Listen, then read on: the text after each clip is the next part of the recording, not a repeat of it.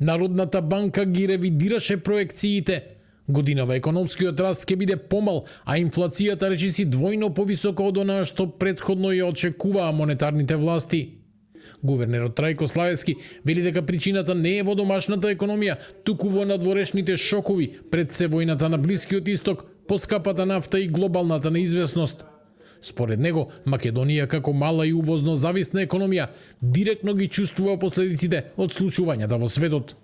Нашите најнови проекции упатуваат на раст на бруто домашниот производ за 2026 година од 3,5%, значи намалување за 0,5% поени во однос на октомвриските проекции, а негово забрзување на 3,8% во 2027 година. Во 2026 година се очекува дека инфлацијата ќе изнесува 4%. Тоа е нашата проекција. Значи 4% просечна стапка на инфлација за 2026 година.